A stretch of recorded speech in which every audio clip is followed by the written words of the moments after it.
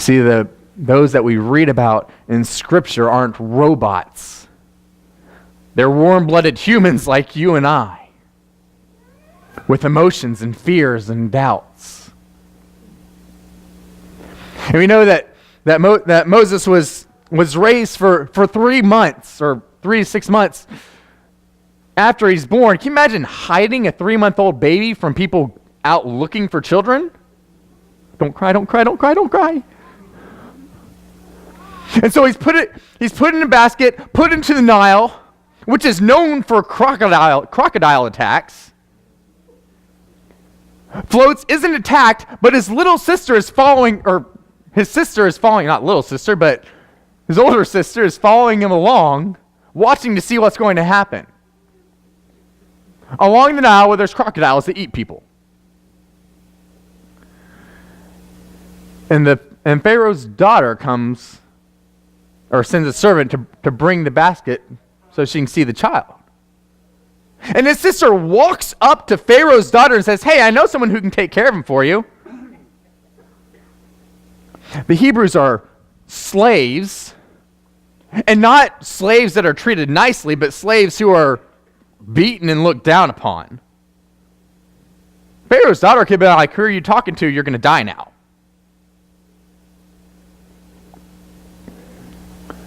And yet she goes up and talks to him. And so his own mother gets to raise him for the first 4, 5, 6, 7 years.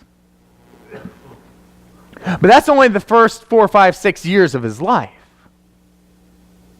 And for the next 30 plus years, he is raised in Egyptian royalty with all the education, power, benefits that comes with.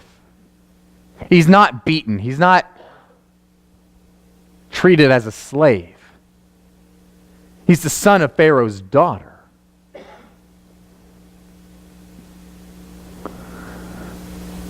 And it's not until he's 40. 40. So 7 years older than me. So you know how old I am. We read this in Acts 7:23. Now when he was 40 years old, it came into his heart to visit his brethren, the children of Israel. We have zero indication that he has gone out and been hanging out with other Jews at this time, with other Hebrews. Zero indication of that. But we know when he's 40 years old, having grown up and lived this royal life, received all the education and benefits that confers upon him, that he finally goes to see what's going on.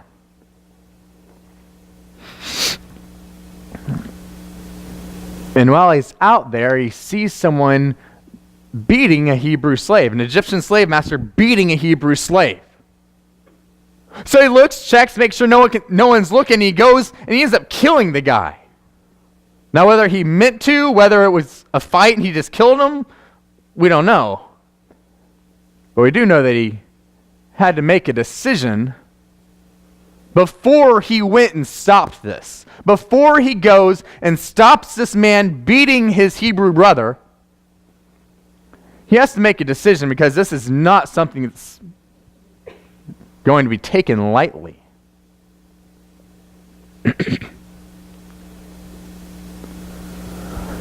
Consider the thoughts and emotions running through him as he realizes that he has just killed a man. And that he has to leave. Everything. His family, his friends, his stuff, his position, his education, the people that he hung out with, his favorite food, his bed, his home, everything. Gone.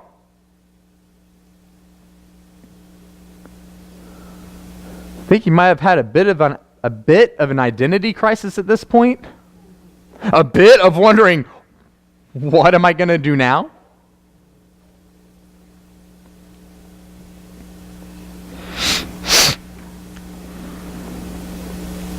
And so he goes and for 40 years, he basically builds a new life as a shepherd.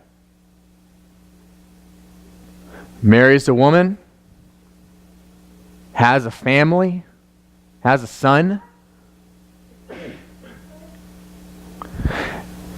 And he's building this life. Remember, he's 40 when he leaves. So for the next 40 years that he's out being a shepherd, he still spent most of his life in Egypt, the vast majority of his life in Egypt. It's like us coming here from Texas, except more. And so he builds this life, and 40 years pass. So when he's now 80 years old, he sees a bush burning and not being burnt up. And it's the voice of God telling him it's time to go back. What? I left there 40 years ago. They don't want me back. Go. Makes a little more sense when you look at Moses' life, why he might have been kind of hesitant to go back and talk to Pharaoh. God tells him, all those who wanted you are dead, so go back. You mean go back to the people who didn't want me?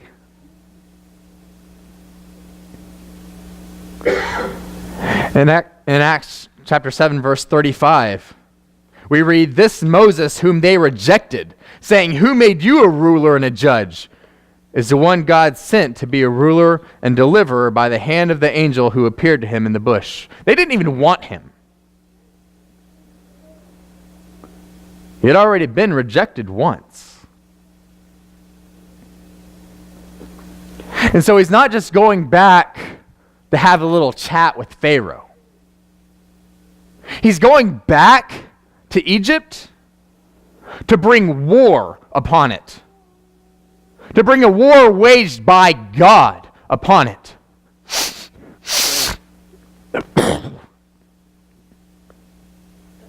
To bring war upon those who were his family and friends and home and bed and teachers and acquaintances and everything that he had ever known for the first 40 years of his life. That's who he's bringing war upon.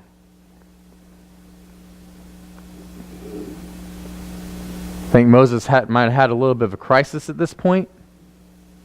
You want me to do what? I understand you want me to bring people out of Egypt, but you want to do what?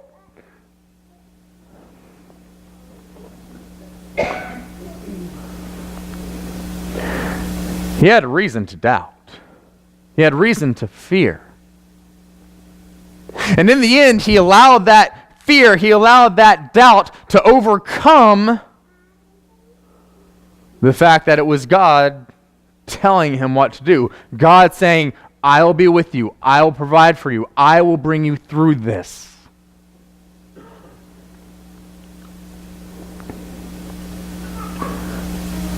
And so as Moses floats from one place to the next throughout the course of his life, he was never without a purpose. Even if he couldn't see it, even if he felt hopeless and purposeless, he was never without a purpose because God had it planned out from the beginning.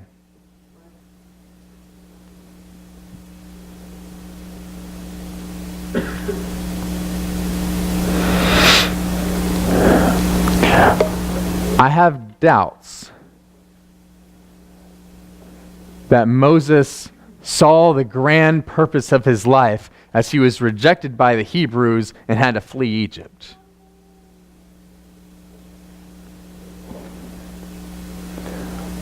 But his life was never without a purpose. And yours is not either. It is part of the grand design created by the one and only true, living, powerful God of the universe. We live, our place is within the grand design of God as He has created it.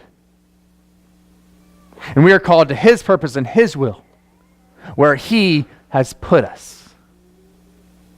If we turn to 1 Corinthians chapter 12. In chapter 12 and verse 18, this is where we ended our scripture reading. But now God has set the members, each one of them, in the body just as He pleased. Just as He pleased.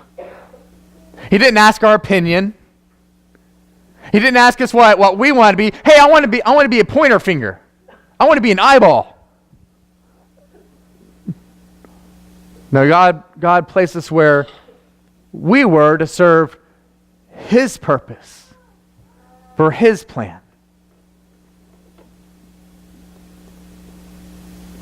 If we go down to verse 20, starting in verse 20, we read, "But now indeed there are many members, yet one body. And the eye cannot say to the hand, I have no need of you, nor again the head to the feet, I have no need of you. No, much rather those members of the body which seem to be weaker are necessary. And those members of the body which we think to be less honorable, on these we bestow greater honor. And our presentable parts have greater modesty. But our presentable parts have no need. But God composed the body, having given greater honor to that part which lacks it, that there should be no division in the body, but that the members should have the same care for one another. And if one member suffers, all the members suffer with it. Or if one member is honored, all the members rejoice with it." This means I'm at the bottom of the totem pole. Well, yeah. But the weaker parts have been given greater honor. If you're a weaker part, you're probably not as weak as you think. It's known that your pinky toe is really quite essential for walking. The pinky finger, in Japanese swordsmanship, that's where the strength of the blade comes from. The pinky.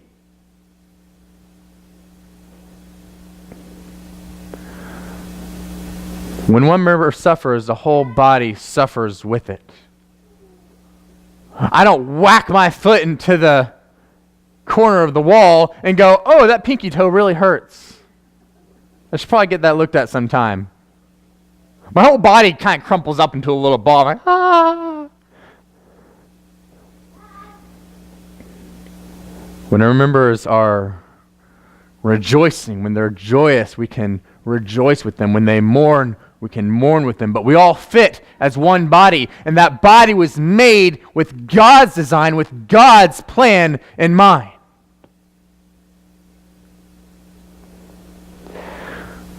So do not judge yourself by the world's standards, because you will only have peace in your life when you view yourself through the lens that God uses. As long as we insist, and we do insist, on seeing ourselves from the perspective of, oh, that person is successful in business, they must be a hard worker. God can use them a lot.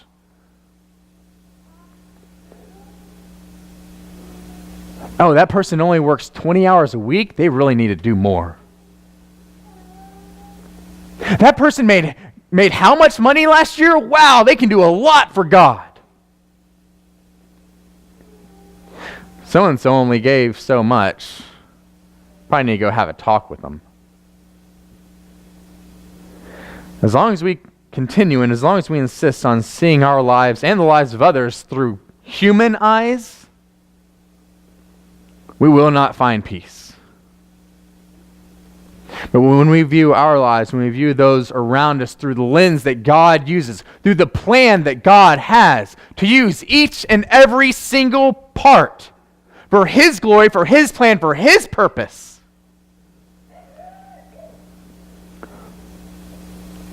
We will find very soon that our sense of purposelessness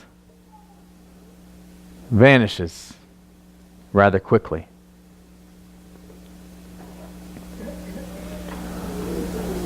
So we need to ask ourselves, do we allow Him to set our place in the body? Him to set where we are and what we're worth? Or do we allow others to do that for us?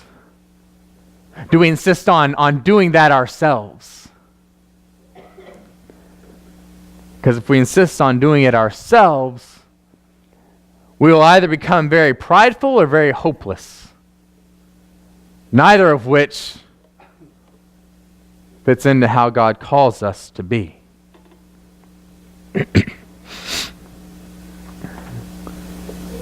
Because as I said earlier, we are called to a great battle.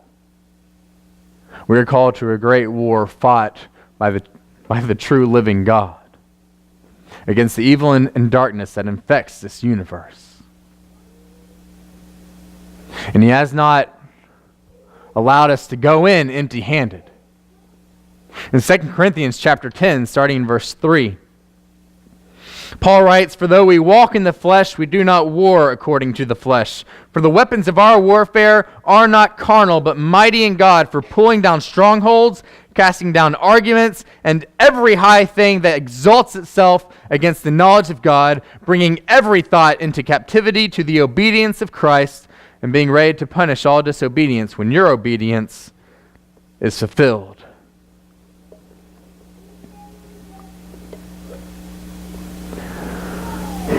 We are called to spiritual war, which has far greater consequences than any war that envelops this planet.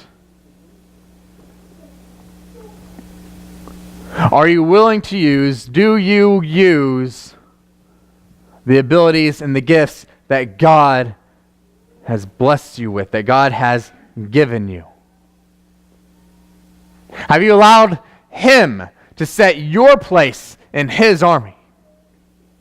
Whether it's digging the latrine or walking point, whether it's carrying supplies or making the plans, or anything in between. It is our goal to fight the battles that He has given us to fight. And some will be personal, and some will be community-wide.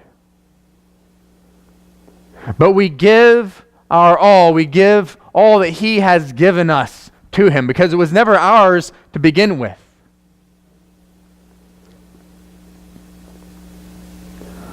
God's grand design is for us to fight under the victorious banner of Christ.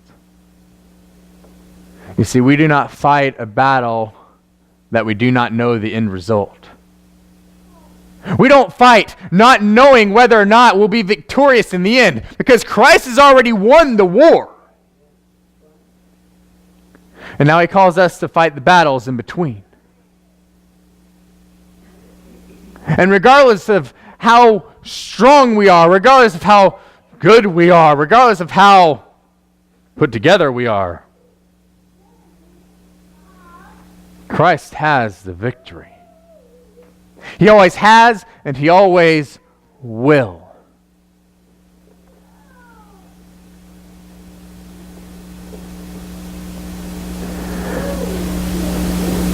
It may look different for each of us. My battle will not look like your battle. Your battle will not look like my battle.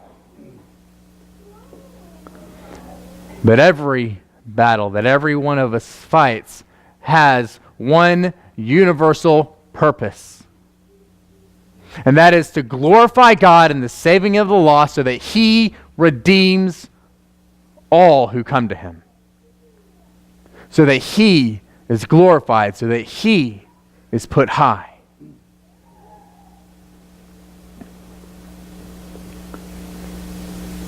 We have already won the victory. He's already given us the victory. As we go forward, let us fight like we have it.